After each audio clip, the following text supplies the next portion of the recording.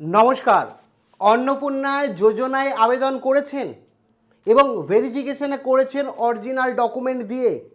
একই সাথে ওই অন্নপূর্ণায় যোজনায় আবেদনের সময় ব্যাংক ডিটেলসও দিয়েছেন অফলাইনে, বা যে কোনো কারণে আধার কার্ড প্যান কার্ড অরিজিনাল দিয়েছেন, সেক্ষেত্রে সাবধান, আপনার ব্যাংক অ্যাকাউন্ট হয়ে যেতে পারে খালি।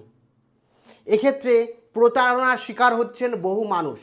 ৩,০০০ টাকার জন্য নিজের সমস্ত অ্যাকাউন্টের টাকাই হারাচ্ছেন, এবং সেটা পরিবারের একজন না, প্রত্যেকের পরিবারের ডিটেলস দিয়েছেন, সেই কারণে প্রত্যেকের অ্যাকাউন্টই খালি হচ্ছে। সম্পূর্ণটা বিস্তারিত জানাবো, এবং এই মুহূর্তে আপনাদের কি করা উচিত এবং আপনারা এই প্রতারণার হাত থেকে বাঁচতে কি করবেন, সম্পূর্ণটা আলোচনা করব। কাজেই ভিডিওটি প্রথম থেকে শুরু করে শেষ পর্যন্ত ওয়াচ করুন। ভিডিওটি ভালো লাগলে অতি অবশ্যই একটি লাইক প্রদান করুন। আমাদের পরিবারের সদস্য না হয়ে থাকলে এই যে কালো রঙের সাবস্ক্রাইব বাটন রয়েছে, সাবস্ক্রাইব বাটনে ক্লিক করে পাশের বেল আইকনে ক্লিক করে অল নোটিফিকেশনে ক্লিক করে রাখুন, যাতে সমস্ত তথ্য সম্পূর্ণ বিনামূল্যে আপনারা পেয়ে যেতে পারেন। আর সাবস্ক্রাইব করতেও কোনো রকম টাকা লাগে না, কাজে অবশ্যই সাবস্ক্রাইব করে রাখুন। দেখুন, সবার প্রথমেই বলে রাখি, আপনারা প্রত্যেকে চেয়েছেন, যাদের প্রয়োজন, খুব কষ্ট করে তারা আবেদন করেছেন, কেউ হয়তো অফলাইনে, কেউ অনলাইনে, আবার কেউ অফলাইন অনলাইন দুটোতেই। এক্ষেত্রে আপনাদের সমস্ত তথ্য এই মুহূর্তে সরকারের কাছে, এবং সেটা অলমোস্ট সুরক্ষিতই রয়েছে। কিন্তু আপনারা বিভিন্ন রকমভাবে সাইবার ক্যাফেতে সেই তথ্য দিয়েছেন, জেনেছে, এবং অফলাইনে পঞ্চায়েতে হয়তো দিয়েছেন, সেক্ষেত্রে তথ্য লিক আউট অনেক ক্ষেত্রে হয়েছে, এবং অনেকের ক্ষেত্রে দেখা যাচ্ছে প্রতারণার শিকার হয়ে তাদের ৩,০০০ টাকা, তো আপনি অন্নপূর্ণা যোজনার জন্য যে না ৩,০০০ টাকা আমি মাসে পাবো, এবং সেই ৩,০০০ টাকা পাওয়ার লোভে যে বছর বছর ধরে আপনি এবং আপনার পরিবারের যে সঞ্চয় ব্যাংক অ্যাকাউন্টে রেখেছেন, সেই টাকাও উধাই হয়ে যাচ্ছে প্রতারকদের জন্য। যাতে আপনার ক্ষেত্রে না ঘটে, সেই কারণেই ভিডিওটি। প্রথমে বলে রাখি, অন্নপূর্ণার ভাণ্ডারের নামে সর্বশান্ত করার নতুন ফাঁদ তৈরি হয়েছে, যেখানে ভুয়ো কল থেকে শুরু করে SMS থেকে শুরু করে, এবং আপনিও বুঝবেন না, যেখানে আপনি এক ক্লিকেই আপনার ব্যাংক অ্যাকাউন্ট খালি হয়ে যাবে। প্রথমেই বলে রাখি যে আপনার অপেক্ষার হাতিয়ার করছে প্রতারকরা।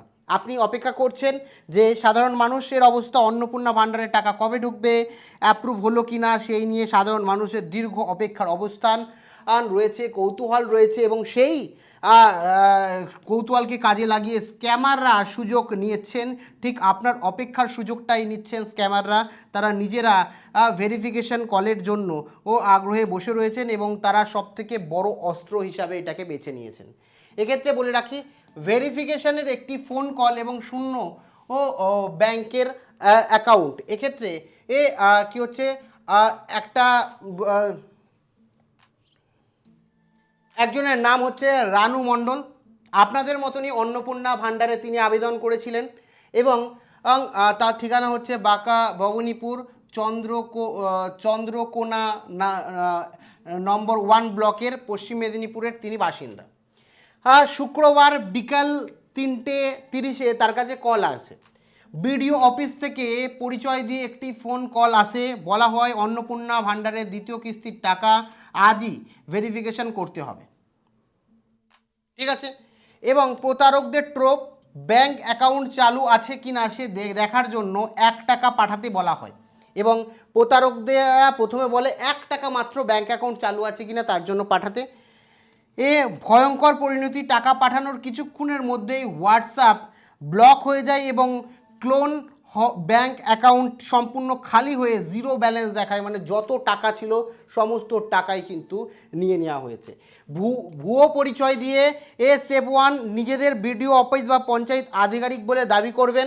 স্টেপ 2 মিথ্যে আজই ভেরিফিকেশন করুন, নয়তো আগস্টে টাকা ঢুকবে না। স্ক্যামাররা সবসময় আপনার দৌড়ে রাখবেন, আপনাকে কৌতূহল জোগাবে যে এটা না করলে টাকা ঢুকবে না, এটা না করলে আপনার ক্ষতি হবে, এই সমস্ত বিষয় কিন্তু দেবে। আপনাকে প্রলোভনে ফেলবে, এবং ফাঁদ, ব্যাংক অ্যাকাউন্টে ভেরিফিকেশনের জন্য মাত্র 1 থেকে 2 টাকা আপনার থেকে চাইবে, এবং আপনি পাঠাবেন, এবং হোয়াটসঅ্যাপে একটা লিঙ্ক দেবে, QR কোড দেবে, সে যে এই লিঙ্কে এই অ্যাকাউন্টে পাঠান 1 টাকা। আর যেই পাঠাবেন আপনার লিঙ্কে ক্লিক করে সাথে সাথে নিয়ন্ত্রণ সমস্তটা চলে যাবে প্রতারকদের হাতে, এবং তারা আপনার অ্যাকাউন্টের সমস্ত ও কিছু খালি করে দেবে। সেই কারণে খুবই সতর্ক থাকুন। কেউ যদি বলে 1 টাকা পাঠিয়ে চেক করুন বা এই লিঙ্কে ক্লিক করুন, এগুলো কিন্তু একেবারেই করবেন না, তাহলে কিন্তু আপনার টাকা শূন্য হয়ে যেতে পারে। নতুন বিপদ কি? ভুল করে টাকা পাঠানোর ফাঁদ। হঠাৎ করে টাকা পাঠিয়ে দিয়েছে, আপনাকে বলল যে ভুল করে আপনার অ্যাকাউন্টে টাকা পাঠিয়ে চলে গেছে আমার, আপনি টাকাটা ফেরত করে দিন না আমাকে। তো দেখা গেছে আপনার অ্যাকাউন্টে 500 টাকা কেউ ভুল করে পাঠিয়ে দিয়েছে, আপনি দেখছেন হ্যাঁ আমার অ্যাকাউন্টে তো ভুল করে 500 টাকা চলে এসছে, তো আমি কি করব?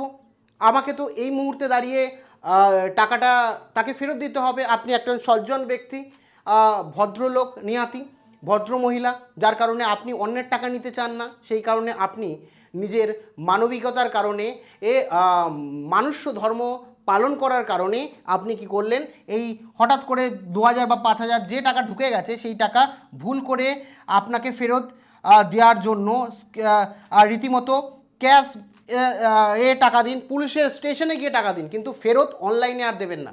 স্ক্যামাররা কিন্তু এই ফাঁদ পাচ্ছে, যে আপনার কাছে 500 টাকা দিয়ে দিল, বললো 500 টাকা ভুলবশত পাঠিয়েছে, 500 টাকাটা ফেরত দিন, বা অন্নপূর্ণার যোজনার টাকা দুবার ঢুকে গেছে, আপনি টাকাটা ফেরত দিন।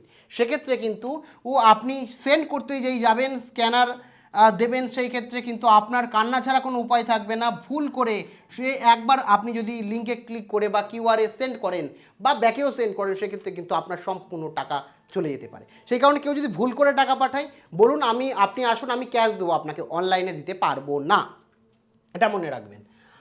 আসলে সরাসরি আধিকারিকরা স্ক্যামার চেনার উপায়, আপনার সরাসরি পঞ্চায়েত বা বিডিও অফিসে গিয়ে প্রয়োজনীয় ডকুমেন্ট জমা দিন। কেউ যদি বলে অনলাইনে হোয়াটসঅ্যাপে পাঠাবেন না, বলবেন যে আমি পঞ্চায়েত আসছি, মিউনিসিপ্যালিটি আসছি, আজকে সময় নেই, কালকে আসবো। যদি এর জন্য আমার অন্নপূর্ণা ভাণ্ডার বাতিল হয় তো হোক, আপনাকে বলবে আজকে এখনই দিতে হবে না তো অন্নপূর্ণা ভাণ্ডার বাতিল হবে, তো বলবেন হোক, প্রয়োজন নেই। সর্বোচ্চ আপনার আধার নম্বর, ঠিকানা জানতে চাইবে, সেগুলো অরিজিনাল ওখানে গিয়ে দেবেন, ফোনে দেবেন না। কখনোই কাউকে ওটিপি তো শেয়ার করবেনই না, এবং ইউপিআই পিন চাইলেও দেবেন না, এবং আপনি তাড়াহুড়া করবেন না যে এখনই দেবেন, বাতিল, আপনাকে প্যানিক সৃষ্টি করাবে যে এখন না দিলে বাতিল হয়ে যাবে, এখন না করলে এটা হয়ে যাবে, আপনার টাকা পাবেন না, আপনার অন্নপূর্ণা ভাণ্ডার বাতিল হবেন, বা যে কোনো মুহূর্তে যে কোনো রকমভাবে আপনাকে প্যানিক সৃষ্টি করাবে যে এখনই করুন, না হয়তো শেষ। হয়তো আপনাকে লটারির মাধ্যমেও বলতে পারে যে আপনার লটারি বেঁধেছে, এক্ষুনি আপনি রেজিস্টার করার জন্য 10 টাকা পাঠান, 5 টাকা পাঠান, না হলে আপনার বাতিল হবে। আপনি ভাবেন 10 টাকাই তো গেলে যাবে, পাঠিয়ে দিই, কিন্তু আপনার যে ব্যাংকে রিমাইন্ড ব্যালেন্স থাকবে সেই পুরোটাই চলে যাবে এবং ব্যাংক অ্যাকাউন্ট খালি হয়ে যাবে। সেই কারণে প্রতারকদের কথা বিবেচনা করবেন না, সঙ্গে সঙ্গে কোনো ডিসিশন নেবেন না। পরিবারের সাথে কথা বলুন, 5 জনের সঙ্গে কথা বলুন, এবং মোটামুটি লোভের বসে কাউকে জানালে জেনে যাবে আমি এত টাকা পাচ্ছি, এই সমস্ত বিষয় কিন্তু স্ক্যামাররা এমনভাবেই ক্রিয়েট করে। সেই কারণে মোটামুটি 2 দিন টাইম নিন, কাউকে 10 টাকা পাঠাতে গেলেও অচেনা ব্যক্তিকে কোনো লিঙ্কে কোনো জায়গায়, এবং ব্যাংকের সাথে যোগাযোগ করুন তারপরেই। এবং আপনাকে বলবেন যে প্রতারকরা বলবে যে কোথাও যাওয়ার দরকার নেই, ফোনেই হয়ে যাবে, ওটিপি, এটিএম পিন বা বিভিন্ন তথ্য চাইবে অ্যাকাউন্ট চালু আছে কিনা দেখার জন্য। তো এই ধরনের বিষয়ে কিন্তু আপনি যাবেন না, তাহলে কিন্তু আপনি বিপদে পড়বেন। এবার বলে রাখি, ইউপিআই কিংবা কিউআর কোডের অলংকারের নিয়ম, সম্পূর্ণ নিয়ম। টাকা রিসিভ করার জন্য, অ্যাকাউন্টে ঢোকার জন্য কখনোই পিন বসাতে হয় না বা কিউআর স্ক্যান করতে হয় না। অনেকেই মনে করেন যে টাকা পাঠাচ্ছে তাই জন্য হয়তো স্ক্যান করতে হয়, কিচ্ছু করতে হয় না, টাকা অটোমেটিক ঢুকবে সরকারের তরফ থেকে, বা কেউ পাঠালেও টাকা অটোমেটিক ঢুকবে। অ্যাকাউন্টে মোবাইল নাম্বার থাকলে আপনার নো পাসওয়ার্ড দেওয়ার দরকার নেই, কোনো রকম পাসওয়ার্ড দেবেন না। এবং টাকা বেরোনোর ক্ষেত্রে আপনার ইউপিআই পিন বসাতে হয়। কিউআর স্ক্যান করার অর্থ হলো একটাই, অ্যাকাউন্ট থেকে টাকা বেরিয়ে যাবে। পিন দেওয়ার অর্থই একটা, অ্যাকাউন্ট থেকে টাকা যাবে। স্ক্যান করার অর্থই এটা, কোনো মানে স্ক্যান করছেন কিউআর, তার অর্থই হচ্ছে টাকা আপনার চলে যাবে, আসবে না টাকা, এটা কিন্তু মাথায় রাখবেন। এবং স্ক্যামারদের শিকার হলে 3 ঘন্টার মধ্যে গোল্ডেন আওয়ার থাকে, যেখানে আপনারা কিন্তু অবিলম্বে ইন্টারনেট বন্ধ করুন, এবং সন্দেহ হলে সাথে সাথে ফোনের ডেটা কানেকশন অফ করুন এবং সুইচ বন্ধ করে আপনার ফোনের অ্যাক্সেস যাতে না পায়। 2 থেকে 3 ঘন্টার মধ্যে ব্যাংকে যান, ব্যাংকে গিয়ে 3 ঘন্টার মধ্যে ব্যাংকে গিয়ে কমপ্লেন করুন স্ক্যামারদের অ্যাকাউন্ট হোল্ড বা ফ্রিজ করে দিতে, যাতে 90% ক্ষেত্রে আপনার টাকা ফেরত পাওয়ার সম্ভাবনা থাকে। এবং সঙ্গে সঙ্গে সাইবার ক্রাইম ডিপার্টমেন্টে ফোন করুন। সাইবার ক্রাইম ডিপার্টমেন্ট হচ্ছে national cyber crime department, helpline হচ্ছে 1930। আপনি যেখানেই থাকুন রাজ্য তথা দেশের, এর 1930 হচ্ছে আপনার হেল্পলাইন সাইবার ক্রাইমের নাম্বার। আপনার ওখানে ফোন করবেন, অভিযোগ করবেন, অভিযোগ করে আপনার রীতিমতো একটা তারা মানে কি বলে গুগল ফর্ম পাঠাবে, যেখানে আপনার নাম, আপনার অ্যাকাউন্ট ডিটেলস, আপনার ইউপিআই সমস্ত কিছু থাকবে ডিটেলস, যে কত টাকা গেছে, ক্যামেরা কত টাকা নিয়েছে, সমস্তটা তাড়াতাড়ি চটজলদি 4 ঘন্টার মধ্যে ক্লিয়ার করার চেষ্টা করুন। এবং কোনো যে অ্যাপ দিয়ে হয়েছে সেই অ্যাপেও যদি 2 ঘন্টার মধ্যে আপনি কমপ্লেন করেন, সেখানেও কিন্তু ফেরত আসার সম্ভাবনা থাকে। ধরুন আপনার গুগল পে বা ফোনপে, তো 2-3 ঘন্টা 4 ঘন্টার মধ্যে করলে আসে। সবার প্রথম এই 1930, কোথাও না গিয়ে 1930তে অভিযোগ করুন, ঠিক আছে? এবং আপনার কাছাকাছি থানার নাম জিজ্ঞাসা করবে, এবং কাছাকাছি থানার নাম জিজ্ঞাসা করে সেই থানায় ফরওয়ার্ড করে দেবে।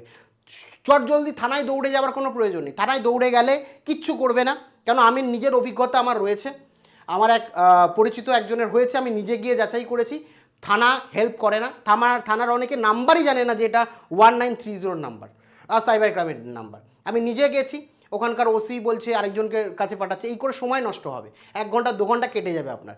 তো আগে কল করুন, আগে অভিযোগ করুন, তারপরে থানায় গিয়ে অভিযোগ করুন, আগে সাইবার ক্রাইম ডিপার্টমেন্টে অভিযোগ করুন। তারা আপনার কেসটা সমস্তটা করে আপনাকে জিজ্ঞাসা করবে আপনার থানা কোন আন্ডারে আছে, আপনার থানার আপনার বাড়ির এলাকার নিকটবর্তী থানা কোনটা, সেখানে ট্রান্সফার করে দেবে, এবং একজন অফিসার নিযুক্ত করবে, সে আপনার সমস্ত বিষয়টা দেখবে, ঠিক আছে?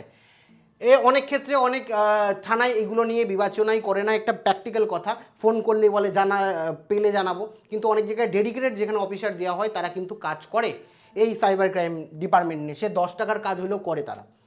এবং অ্যাকাউন্ট, আপনার কাজ সরাসরি প্রকল্পের টাকা, ফোনপে, ইউপিআই, দৈনন্দিন বাজারের খরচ যেটা করেন, সেখানে টাকা কিন্তু নেবেন না। আমি কি করি, আমি পার্সোনালি কি করি, আমার রীতিমতো 3টে অ্যাকাউন্ট মানুষের থাকা দরকার।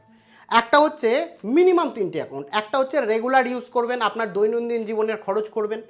দ্বিতীয় অ্যাকাউন্ট, যে অ্যাকাউন্ট থাকা দরকার যেখানে আপনার প্রকল্পের টাকা বা এই যাবতীয় বিষয়, যেখানে প্রকল্পের টাকা বা আপনি কোথাও ইনভেস্ট করছেন, সেই ইনভেস্টমেন্টের জন্য একটা ব্যাংক অ্যাকাউন্ট থাকা দরকার। আর আলাদা করে সেই জায়গায় কোনো কিউআর কোড থাকবে না, মাসের শেষে এই একটা অ্যামাউন্ট আপনি ইনভেস্ট করবেন, সেটা মিউচুয়াল ফান্ড হোক, এসআইপি হোক, যেখানেই হোক না কেন, ইনভেস্টমেন্ট পারপাস একটা রাখবেন।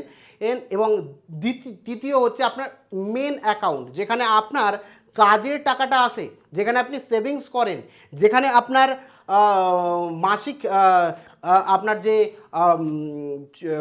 সরকারি স্যালারি হোক বা স্যালারি অ্যাকাউন্ট হোক, সেই অ্যাকাউন্টে টাকা ঢোকেন। তো 3টে আলাদা, যাদের স্যালারি অ্যাকাউন্ট আছে তাদের ক্ষেত্রে 4টে অ্যাকাউন্ট থাকা দরকার, ঠিক আছে, মিনিমাম।